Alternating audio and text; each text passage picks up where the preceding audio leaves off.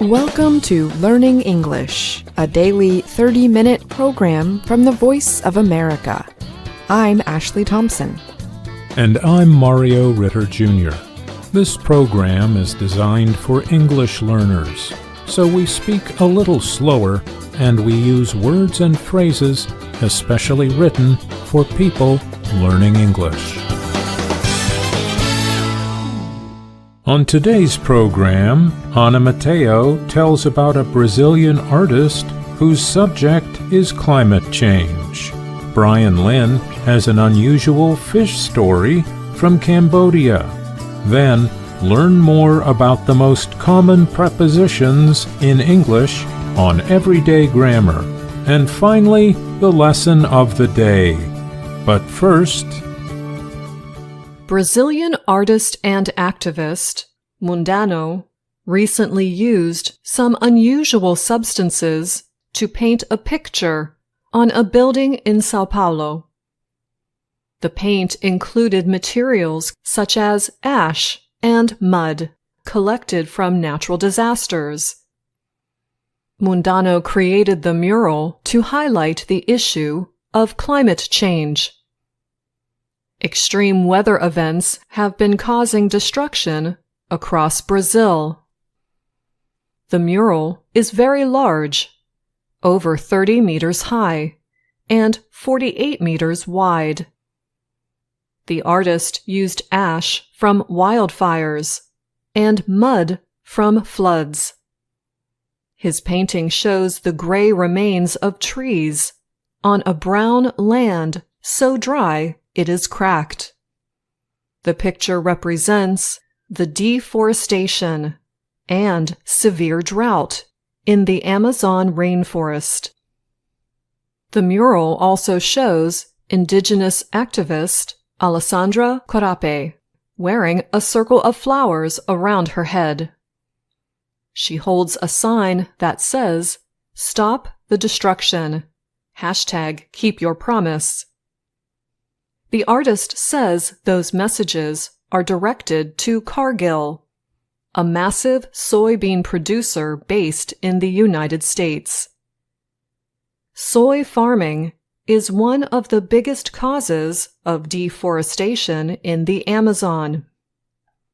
Cargill says on its website that it will eliminate deforestation from its supply chain in Brazil, Argentina, and Uruguay by 2025.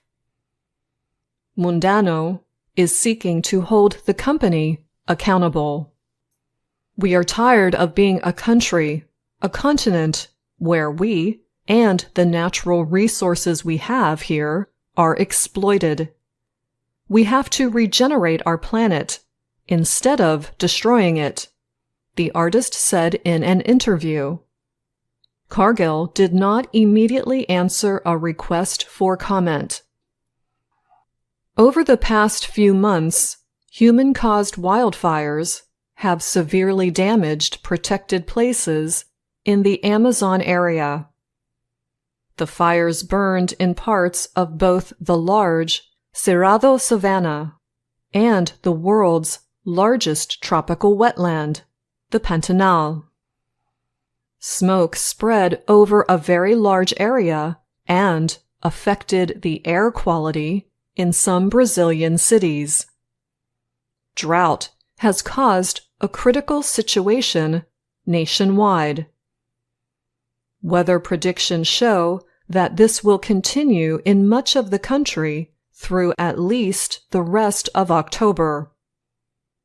This information comes from CEMADEN, Brazil's Disaster Warning Center. On October 22nd, the depth of the Amazon's Negro River measured 12.46 meters, representing a small increase from 10 days earlier.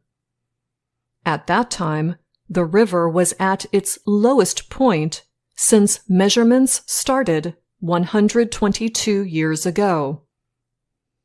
And this last reported measure is still about 6 meters below normal for the same date in earlier years. Rivers in Brazil's Amazon always rise and fall with its rainy and dry seasons. But the dry season this year has been much worse than usual. Earlier this year, a severe flood in the southern state of Rio Grande do Sul killed more than 180 people, affected over 2 million people, and destroyed city communities. Mundano, who calls himself an artivist, a combination of artist and activist, used mud from that flood to create the new mural. The activist group, Movement of People Affected by Dams, collected the materials. Mundano also used ashes from Brazil's fires in the Atlantic forest, the Pantanal, and the Cerrado. He also used earth found in waste containers in São Paulo, and clay collected from the Savoir Muibu indigenous land in the Amazon, where Alessandra Corape is from. From floods to droughts, everything is connected, Mundano said recently in an Instagram post. He included a video showing the mural in São Paulo. The artist said it is his biggest mural ever. 3 years ago, he used ash from the Amazon to create a similar mural in São Paulo. That work showed a firefighter standing in deforested areas. It also showed a cow farm and trucks loaded with cut trees. I'm Ana Mateo.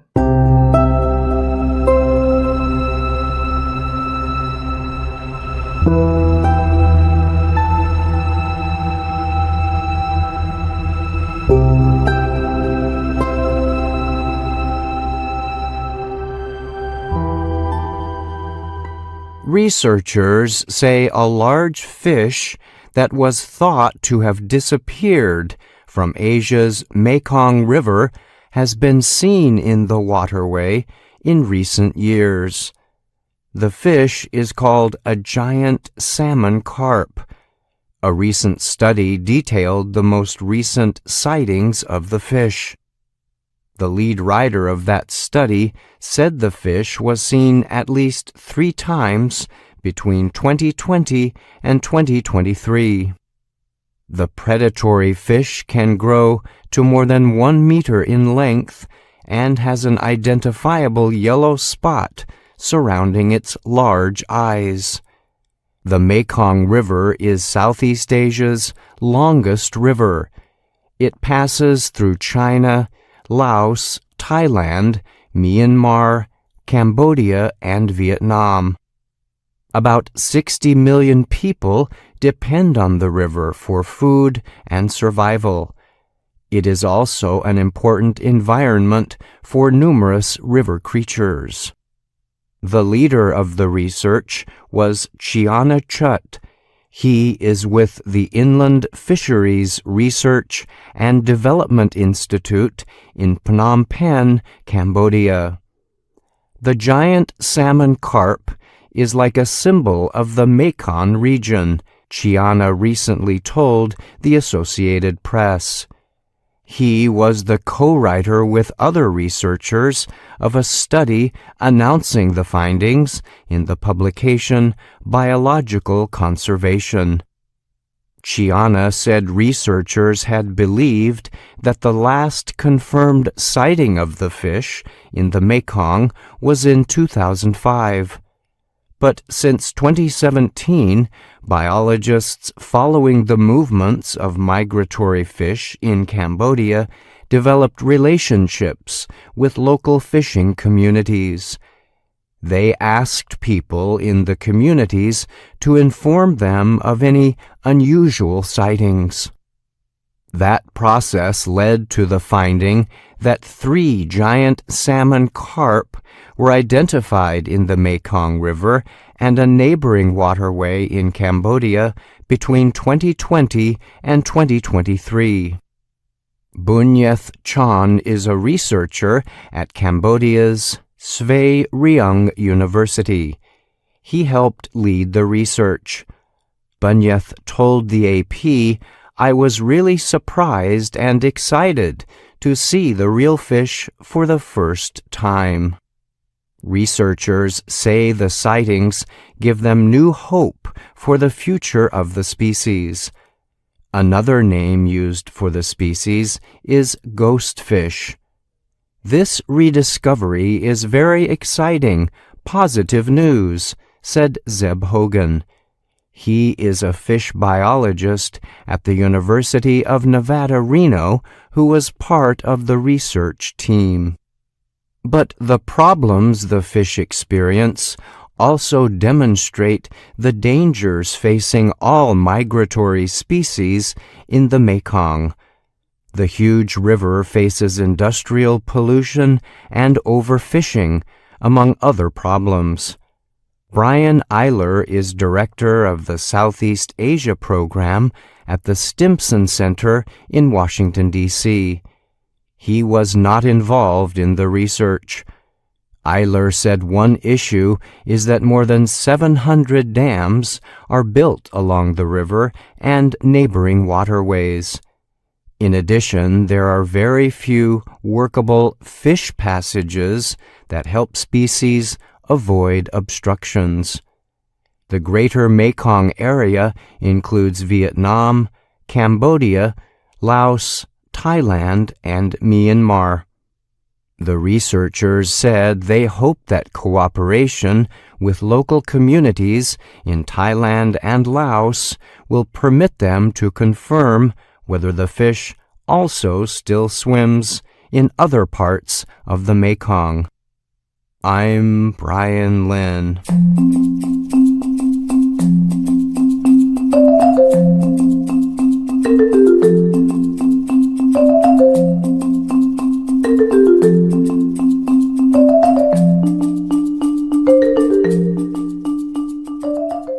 When English speakers talk about time and place, there are three little words that often come up: in, on, and at. These common words are prepositions that show a relationship between two words in a sentence. Some prepositions are rather easy for English learners to understand: behind, over, under, next to, etc.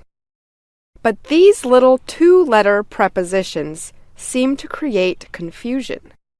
Here are a few rules to help you understand when to use in, on, and at in a sentence. For describing time and place, the prepositions in, on, and at go from general to specific. Let's start by looking at how we talk about time. English speakers use in to refer to a general, longer period of time, such as months, years, decades, or centuries. For example, we say in April, in 2015, or in the 21st century. Moving to shorter, more specific periods of time, we use on to talk about particular days, dates, and holidays. You may hear, "I went to work on Monday," or "Let's have a picnic on Memorial Day." For the most specific times, and for holidays without the word day, we use at. That means you will hear, "Meet me at midnight," or "The flowers are in bloom at Easter time." When English speakers refer to a place, we use in for the largest or most general places.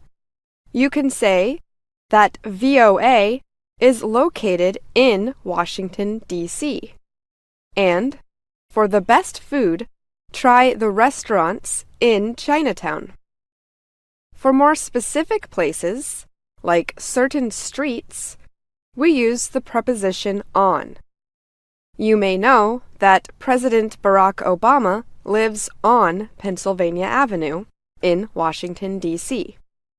Finally, we get to the most specific places. For exact addresses or intersections, we use the preposition at. If I invited you to visit us here at VOA, I would say, "Come to my office at 330 Independence Avenue." To be exact, it's at the corner of Independence and 3rd Street. In English, though, there's always an exception to the rule.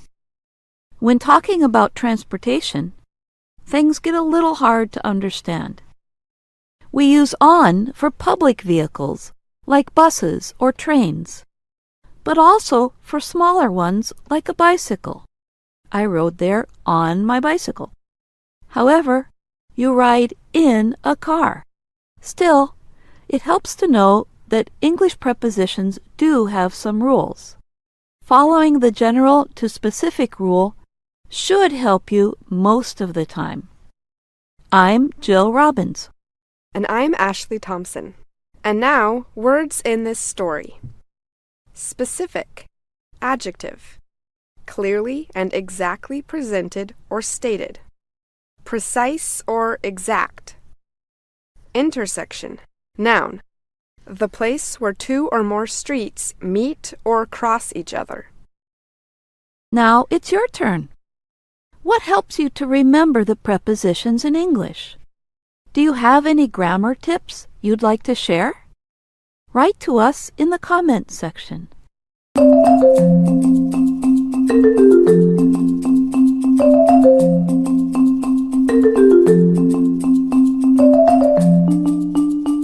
You are listening to the VOA Learning English podcast.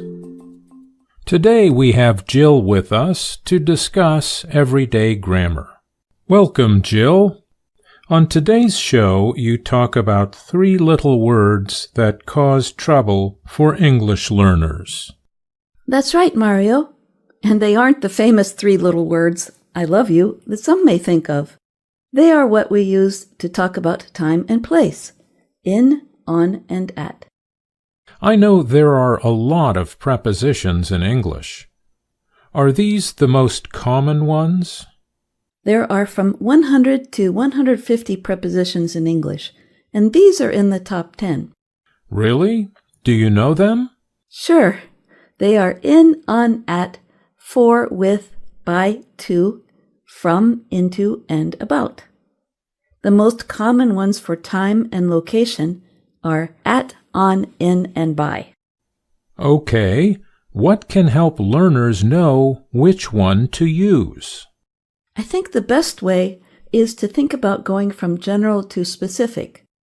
For time periods, for example, we use in for longer periods, then on for shorter periods like days, and at for a specific time. Although we can't show it here, I've seen a pyramid diagram that teachers use to show this rule. Yes, you can see the broader part of the pyramid is in, and moving down to a narrower point is the preposition at. Okay, thanks for joining us today, Jill. It's always my pleasure. I hope this article is helpful to those who get confused by these prepositions.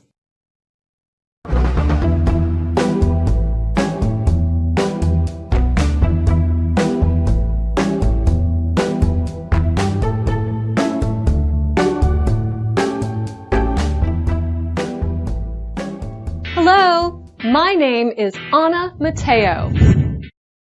My name is Andrew Smith. And I'm Jill Robbins.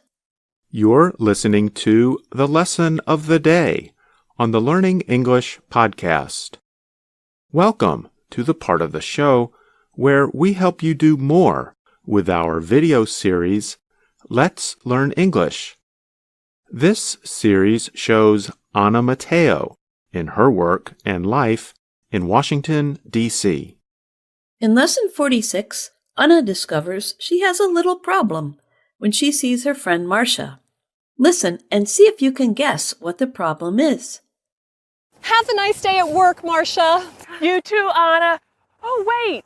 Do you have pen and paper I can borrow? Of course. We are meeting at this restaurant tonight. What is happening tonight? Today is my birthday. We are celebrating at 7 p.m. tonight.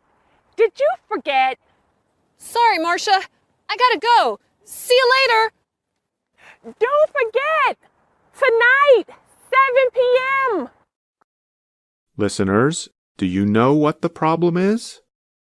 Anna gets worried and then leaves quickly when she learns that it is Marcia's birthday. So the problem is, Anna has forgotten Marcia's birthday. Next, we see Anna at her desk at work. I forgot Marcia's birthday, and I don't get my paycheck until next week. I know. I'll make her a gift. I'll just have to borrow a couple of things. Amelia, may I borrow your stapler? Sure. I can lend you my stapler, Anna. But please return it. It's my favorite stapler. When you watch the video, you will see that Amelia keeps her stapler, an office tool for connecting pieces of paper, in a special box. Amelia acts like her stapler is a very valuable item, like a piece of expensive jewelry or a special family photo. Well, some people really do like their office supplies. That's true. Now let's look at the language Anna and Amelia use. They use two very useful verbs, but these verbs sometimes cause confusion for people learning English. The verbs are borrow and lend. Anna needs to borrow Amelia's stapler.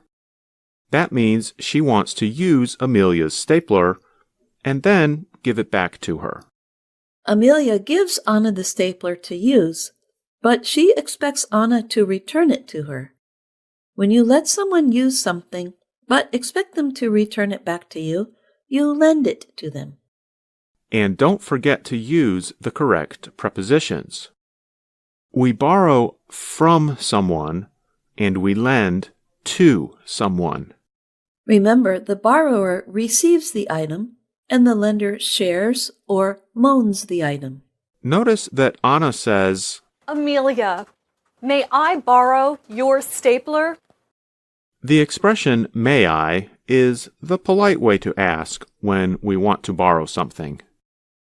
Next, in the Lesson 46 video, Anna collects more office supplies. She collects paper clips, small pieces of paper, tape, elastic rubber bands, and more. And she borrows scissors, used for cutting, from Jonathan. What do you think she's going to make with all of those things? Let's listen. Happy birthday, Marcia! Thanks, Anna. I love birthday gifts. Anna, it is interesting. What is it? Well, I know you love hats, and you need office supplies. So, this is your own office supply hat. Wow, that is a lot of office supplies. Many people loaned or shared their supplies with me. Some people really love their office supplies. It has paper, pens, tape, erasers, rubber bands, binder clips, paper clips, and a light. What is the balloon for? The balloon will help your friends find you. Let's try it. You get a seat in the restaurant. I will find you. Sometimes all the money in the world can't buy the perfect gift. Till next time. It's true. Sometimes the best gifts are the ones we make ourselves. Anna has made Marcia a unique hat. That's spelled U-N-I-Q-U-E, and means that it is very special and not like any others. In English, we call a unique item a one-of-a-kind, meaning there are no others that are the same as it. Yes, and this certainly is a one-of-a-kind hat. Anna took a small round container and connected all the office supplies to it. So now Marcia can walk around with a hat of office supplies. And a red balloon on top, too. There's always something silly going on with Anna. But when we listen to Anna talk about office supplies, we can hear a very common aspect of American pronunciation. She uses many words that end in the letter R, such as paper, rubber, eraser, and binder. And on the Learning English website, in Lesson 46 of Let's Learn English, you can find a pronunciation video that explains this. Let's listen to it.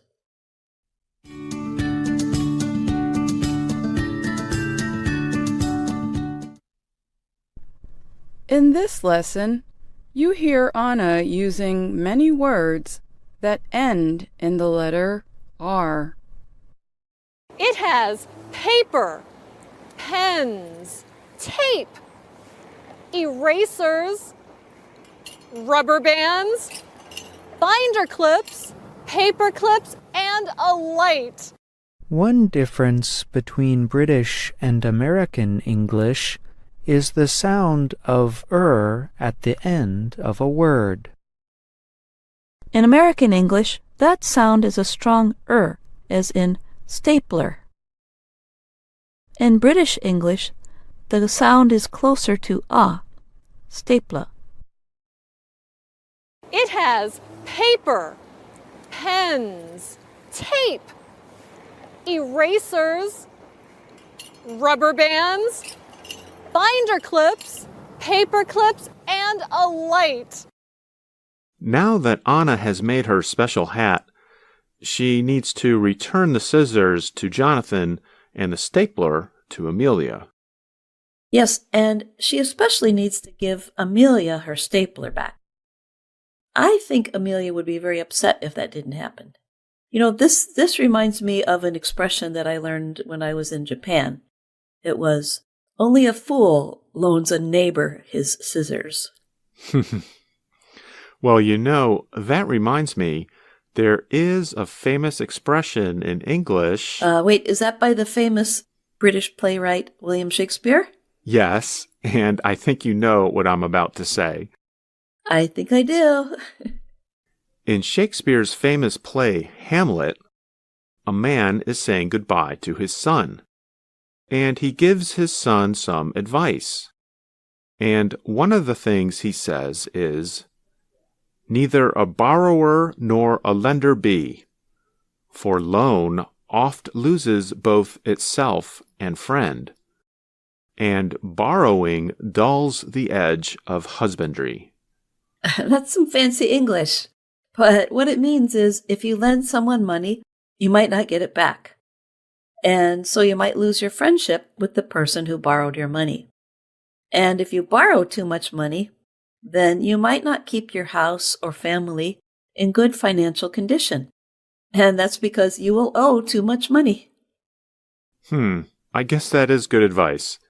But, Jill, I was going to ask you, do you have $20 I could borrow to take a taxi home?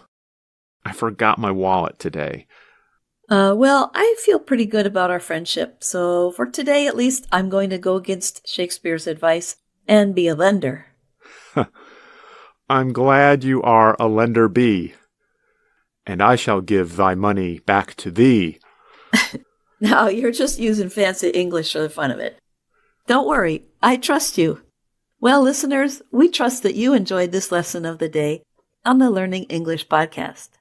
Thanks for listening.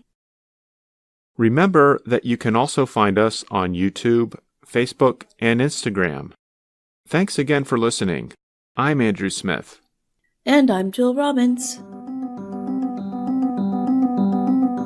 And that's our program for today. Join us again tomorrow to keep learning English through stories from around the world. I'm Ashley Thompson. And I'm Mario Ritter Jr.